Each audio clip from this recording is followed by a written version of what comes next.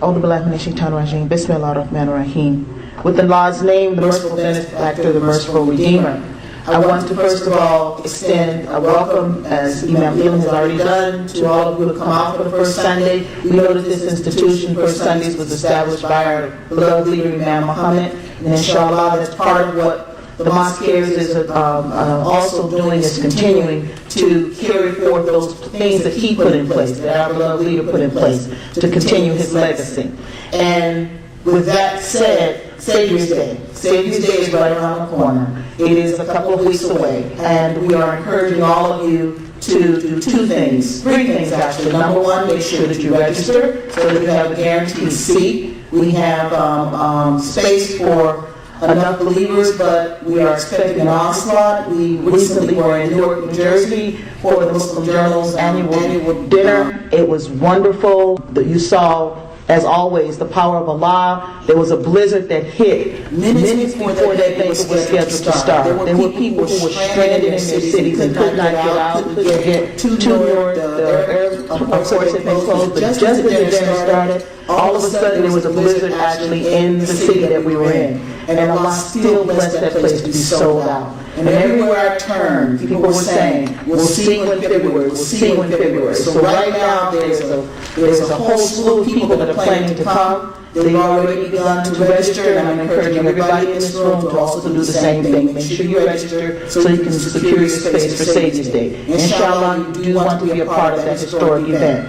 Another thing, and I'll go into Savior's Day information in a few minutes, but I want to give you these 3 points so to make sure that you, inshallah, are keeping these things forefront in your mind. Another thing that I'm encouraging is for the vendors in this room to register, and then get your vending space. We have only a small space available for vendors, and we are doing everything we can to make sure that we provide you with an ample audience, ample group of people that can vend at your table. Please make sure that you get your space, because our space is limited and it is going very, very fast. And then the third thing is we have a history book that we have 2 history projects that have been underway for a while. One of them will be it's actually done. It's a hardcover history book that basically gives from several historians the perspective of how our community has evolved over time. And if you have not already seen the advertisement for that in the Muslim Journal, that book is done. And it is you can get more information on how to get it by visiting the WDM publications table in the back. But we also have a history workbook that's being put together that's designed for schools, that's designed for educating ourselves as adults, our youth, our grandchildren, our great-grandchildren, depending on where you fall in here in this room.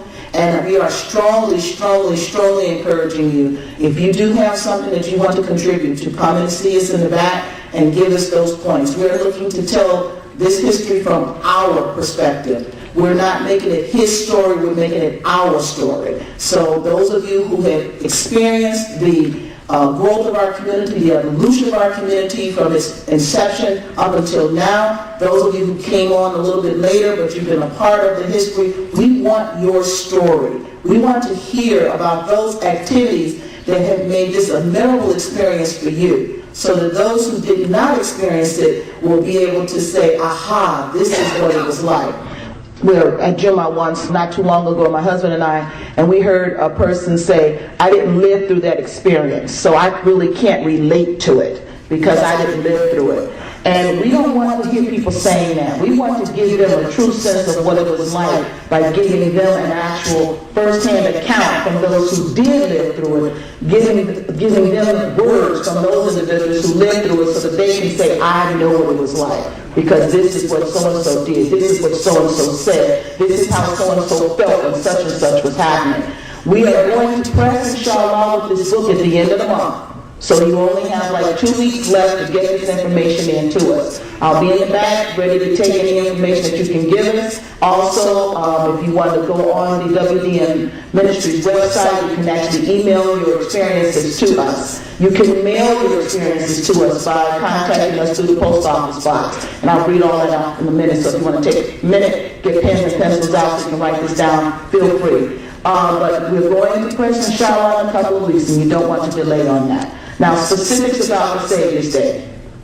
Those of you who experienced Savior's Day under Elijah Muhammad, you know the power that that day represented as far as unifying us, pulling us together, and allowing us to go forth for the rest of that year until the next Savior's Day with the energy that we needed. Those of you who experienced Savior's Day under Imam Muhammad, you know the power that it brought, that it caused when it brought us together again, allowing us to be renewed. Imam Muhammad once said that Savior's Day represented a living history of what we were going through and had gone through, giving us the energy to move forward, giving us the insight to be able to move forward. Well, inshallah, this Savior's Day will do the same thing. We're going to highlight several components of our community. We're looking at the armed forces. We're looking at the military. And those, the bad press that we have right now in this country because of 9/11 and this thing with the young man that went on the plane, right around Christmas time, and all this terrorism and Muslims and this, that, and that. We know that's not what Islam is about. And that's not part of us. And there are many of us who serve in the military, who have been in the armed forces, and doing different things, and even with our local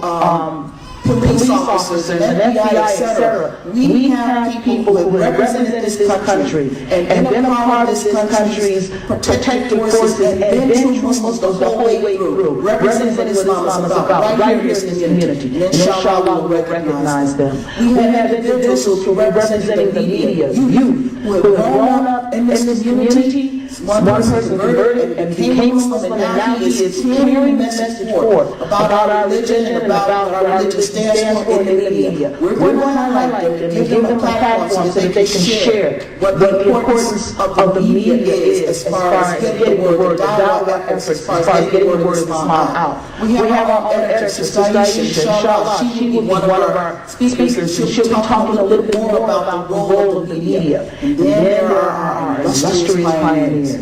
Pioneers who have been a part of our history from its inception. And we are going to give them a platform, featuring a few of them, giving them a platform. Those of you who have connection to pioneers, they either are your relatives or people that you are close to, and shame on you if you're not close to a pioneer right now. Because this is somebody you should be leaning on, getting inspiration from, taking whatever they have to offer us, and believe me, it's a lot. And just absorbing and absorbing so you can be a part of passing it on. But inshallah, this Savior's Day will give us an opportunity to give them their platform. I remember a few years back, Imam Muhammad in Detroit passed out medals to all the pioneers in the room, letting them know he appreciated them. And inshallah, we will do something similar, and we will show them our appreciation during the Savior's Day event. You want to be a part of this. The schedule is filling up so full, we had to extend the time. Instead of it starting at 11 o'clock, we've given it an extra hour, and it'll be starting at 10 a.m.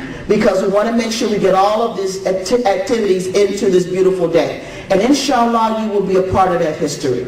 And so please don't hesitate to make sure that you have, if you've not already done so, that you register, and register as soon as possible. Savior's Day, for those of you that have not been keeping up with the Muslim Journal and with the announcements that have been made, Savior's Day is scheduled for February 27th, beginning at 10 a.m. until 4 p.m. Savior's Day will be at the Tinsley Park Convention Center, which is on 183rd and Harlem Avenue, and inshallah, you will be there.